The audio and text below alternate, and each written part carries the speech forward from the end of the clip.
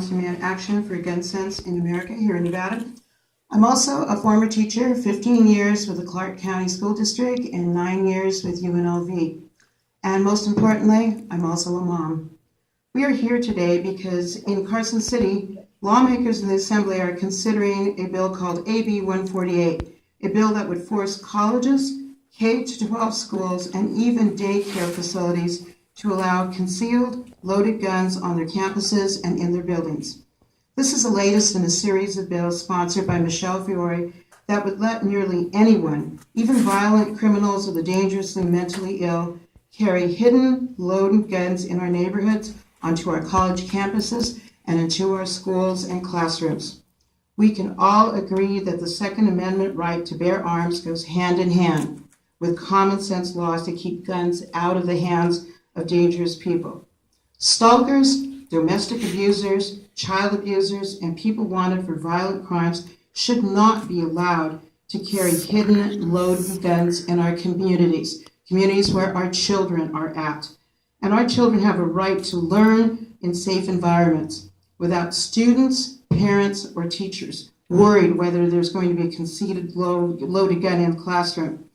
And that's why we're here today. That's why we're here today with all of our supporters. We are urging our lawmakers to stand with parents, college students, teachers, and other Nevadans, and to reject Michelle Fiore's dangerous agenda to let violent criminals carry hidden loaded guns in our neighborhoods, schools, and college. And now at this time, I'd like to introduce Gary Peck, the Executive Director of the Nevada State Education Association, who have been so generous in allowing us to come together in their offices. Gary? Thank you so much. I'll be short and to the point. Everyday teachers and education support professionals are entrusted with your children. We're committed to providing them with a safe and supportive place to learn and to grow.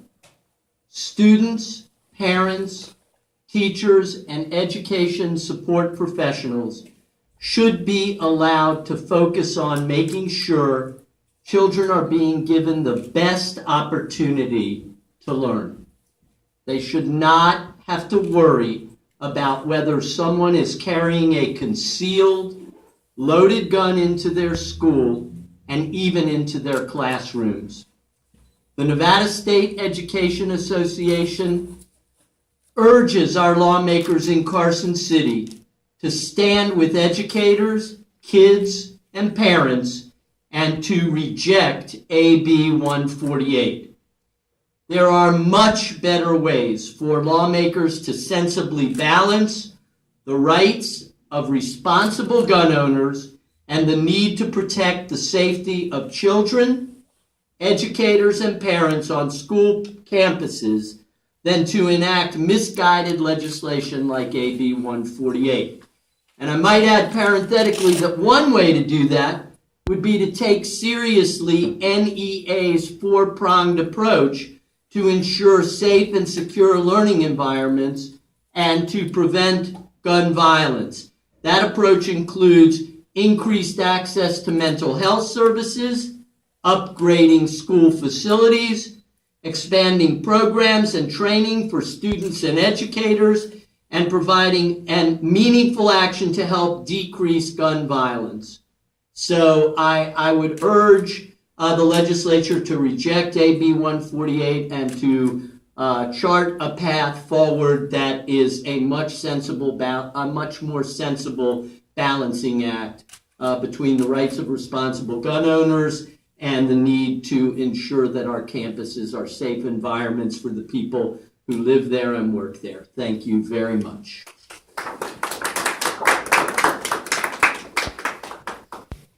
Thank you so much, Gary. It is now my pleasure to introduce Sammy Birch. Sammy? I'm short. Thank you, Linda, and good afternoon, everyone. My name is Samantha Birch, and I'm a junior at the University of Nevada, Las Vegas. As a student, I'm very concerned about the idea of other students or professors or even visitors on campus carrying concealed loaded guns. I'm not alone.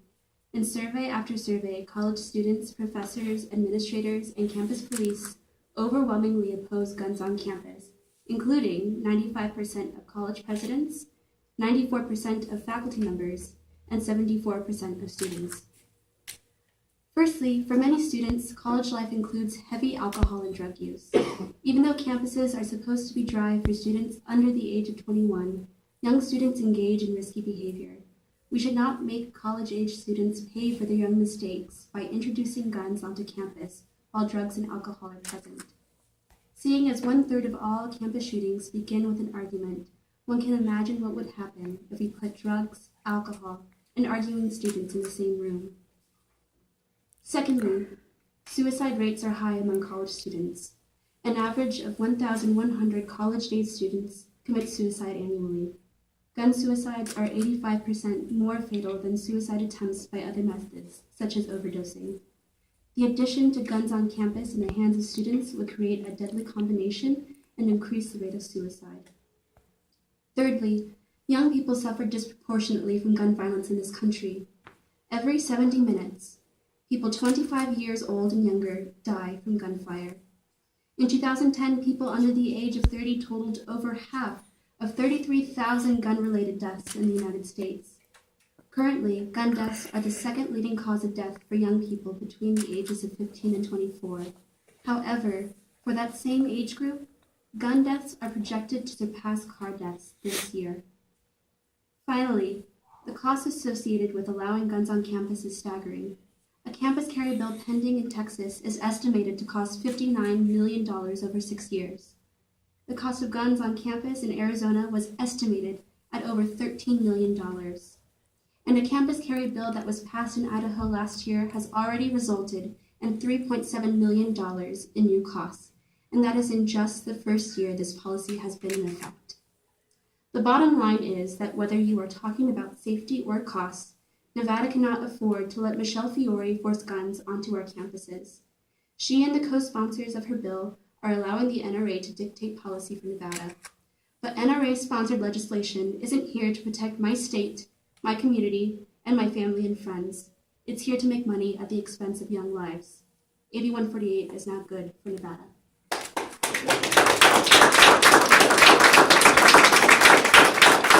Thank you very much, Sammy, for that heartfelt testimony. I would like to now introduce Mr. Richard Martinez. Richard?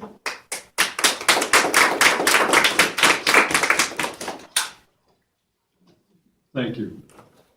My name is Richard Martinez, and I'm in Nevada today because last year my world was shattered when my 20-year-old son Christopher was shot and killed in his college town of Isla Vista. I never imagined that my son could be a victim of gun violence. It's just something, he was in this peaceful, beautiful place and having the time of his life, and it's something that just was unimaginable to us. Since the day Chris was killed, I've been determined to prevent any other American from feeling the crushing pain that I felt that day and every day since. I've been working to educate and mobilize the millions of Americans who support common sense gun laws. Every day, 88 Americans are shot and killed in this country, in their homes, on our streets, in our elementary schools, and on our college campuses. My son Chris became one of these 88 Americans while he was living his life as a college student at UC Santa Barbara. We shouldn't have to accept a reality where our children are in danger when they go to school. There are common sense steps we can take to reduce gun violence and promote public safety. But some elected officials have instead worked to pass laws that would make all of us and our children less safe. That's why I'm here today. When I heard that Nevada Assemblywoman Michelle Fiore was pushing a bill to force colleges to allow guns on campus, I knew I had to say something. We should not force colleges to allow guns on campus. Our children deserve to be able to learn and grow in a safe environment without the threat of someone carrying a concealed, loaded handgun on their campus or in their classroom. And when combined with policies that remove safeguards to prevent violent criminals or the dangerously mentally ill from carrying concealed guns, this proposal to allow guns on campus is that much more dangerous. I know from tragic personal experience that more guns in the hands of dangerous people like my son's shooter do not make college students or any of us safer. I urge Nevada's lawmakers to reject Michelle Fiore's dangerous gun agenda and stand with parents, teachers, law enforcement, and other Nevadans who don't want dangerous persons carrying hidden loaded guns in our communities, schools, and colleges. Thanks very much.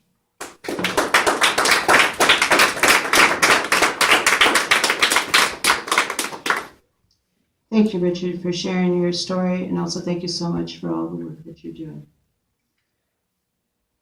Nevada lawmakers have a choice. Will they stand with the mothers, fathers, teachers, and students all across Nevada who want to live, work, and raise our children without the fear of gun violence? Or are they going to stand with Michelle Fiore and her plan to let violent criminals carry hidden loaded guns in our neighborhood schools and colleges? As a longtime teacher in the Clark County School District and in the university system, I have seen parents exchanging their children at child care facilities. There's often a lot of resentment, there's a lot of anger, and there's a lot of arguments. Add guns into that mix, and it's not something that we want to see.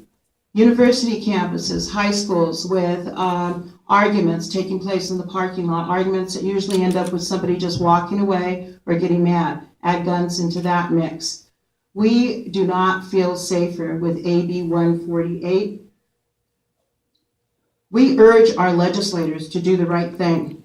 Please reject Michelle Fiore's agenda to force colleges and schools to allow hidden guns. Reject her push to allow violent criminals and the dangerously mentally ill to carry concealed, loaded weapons in our communities. We urge everyone to stand with the people of Nevada. If you would like to get more involved, if you'd like to get more updates and just hear more about what we are doing to reject a dangerous bill like AB 148, we'd like you to text to NV 877-877 and you'll receive updates. Thank you all for being here today, and thank you so much for taking time